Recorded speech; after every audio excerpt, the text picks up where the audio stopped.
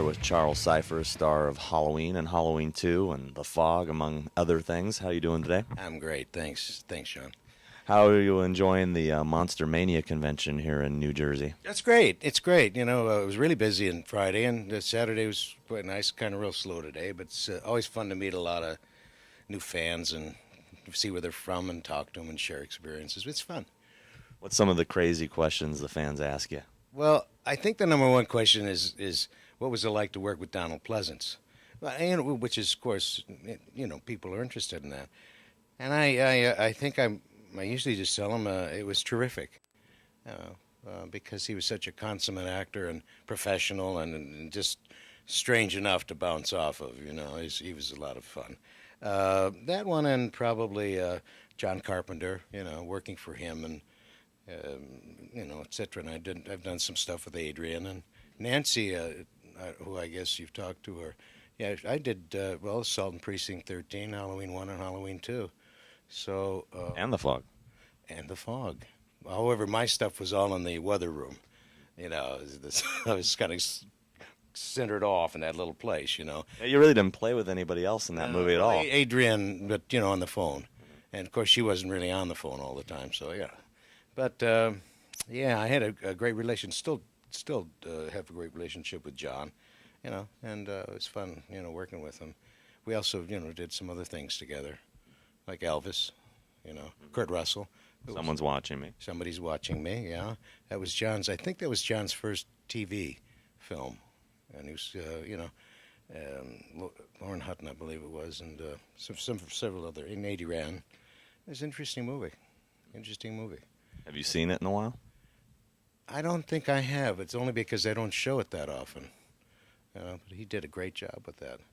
And I was thinking about Elvis, though. I see Elvis all the time, and I just am amazed at Kurt Russell because I remember the night, you know, we all got there, and we went over and knocked on his door, and I said, "Kurt, come on out, we'll party a little bit." And he said, "Well, no," he said, "I had just a little work to do, so maybe you know, somebody later." So the next day we're in Reinman Auditorium, right? And he's getting down and I looked, and you know, and he started into his Elvis thing, and I went, "Oh, he was terrific in that." I'm thinking, I can see why he turned us down, you know. But he's yeah, really a nice person and a really good actor. It was kind of strange, actually, last night on TV here in the hotel. We were watching 3,000 Miles to Graceland, where he played an Elvis impersonator. I know, he and so many years after, he actually, I think, met Elvis. Really? Yeah, we were talking about that. He did a film with him when he was a little one, you know. And I remember I saw Elvis in 1955. I was 16 years old. I remember, we were just... And he slid across the stage on his knees, you know, and he went, "You ain't nothing but a hound dog." And some girl, I thought she broke the world's record, jumping up on the stage, man. It's really funny. But I asked a woman next to me, it was, you know, I was 16, and I thought she was an older gal, maybe 25, you know. I said, she had a pair of those little binoculars that you can open up in a case. So I said, "Could I borrow your binoculars just as you?" Oh, she said, "Sure." They were all fogged up. You know, from her huffing on them and breathing on them, and I'm going, "Oh, thank you." But yeah, it was a great experience, particularly in Ryman Auditorium.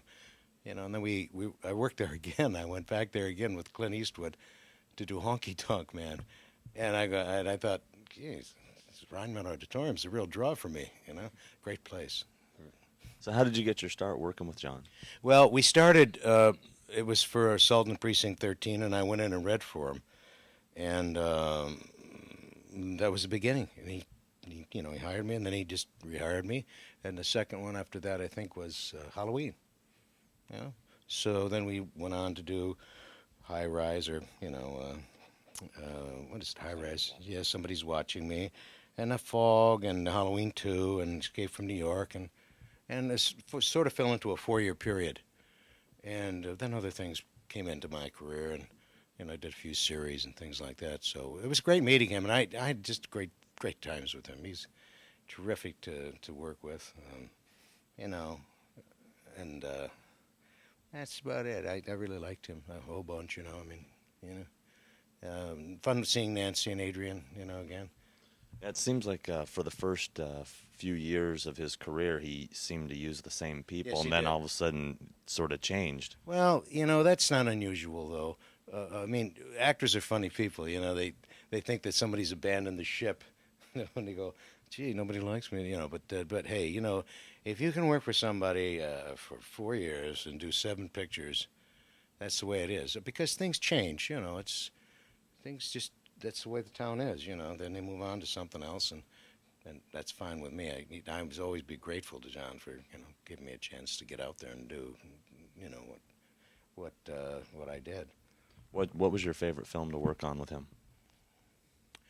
Well, everyone was a good experience. I never had a bad experience. When we started Halloween, of course, was we were just all beginning, sort of like and so it was a lot of improvisation, etc. I would say Halloween, and I liked Assault too. That was fun. And but as I say, all of them, were really a lot of fun. And also, believe it or not, High Rise. I thought it was just a great. Played a detective, played a little somebody in every one of them. So it worked out rather well. But I would say that's probably it. Halloween. Now, with Assault on Precinct 13 being remade, and now they're remaking The Fog, what's it like for you to see these films being remade years later? I don't see them. No interest? No, I don't really have any. I just say, hey, you got a masterpiece here, but I know the answer to that question. It's always Money, always dollars. Yeah. So, but I might go and see The Fog just to see what they did with it. But otherwise, hey, that's the way things are. Every 20 years, 25 years, they just go, let's do a remake. So they do a remake. I don't. Most of them usually don't make it. Like when I did Major League, the same people were involved in 2 and 3, and it usually weans down. It gets thinner, like soup without vegetables in it, so to speak.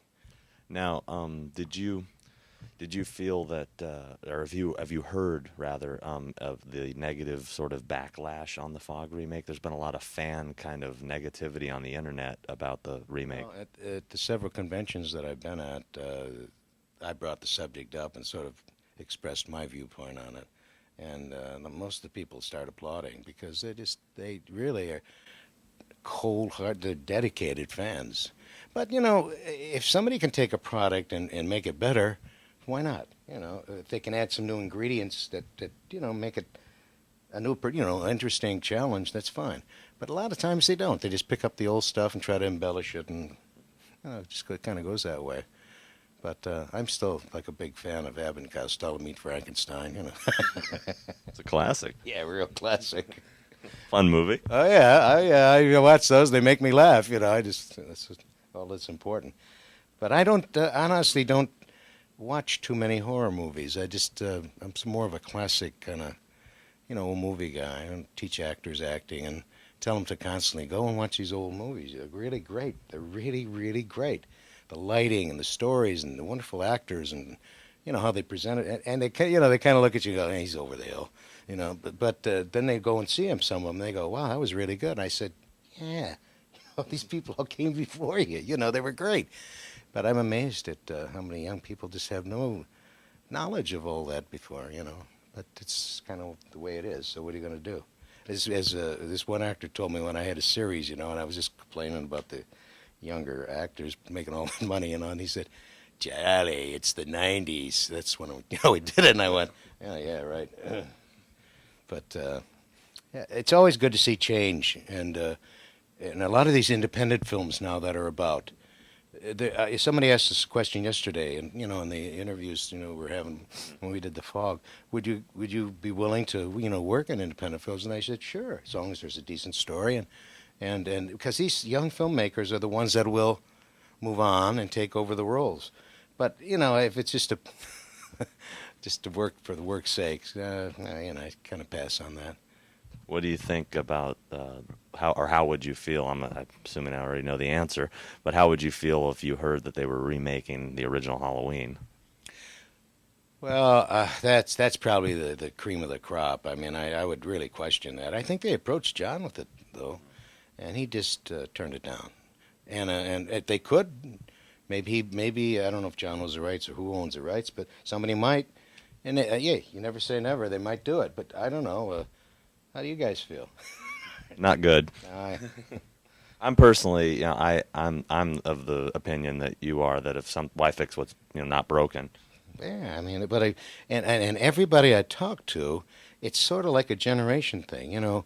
They see it when they're anywhere from 6 to 8, and then their kids will watch it, and then it's such a good, just straight movie in terms of simplicity that when you watch it, it's not really gory, and yet it's scary, and it leaves so much up to the imagination to just wow.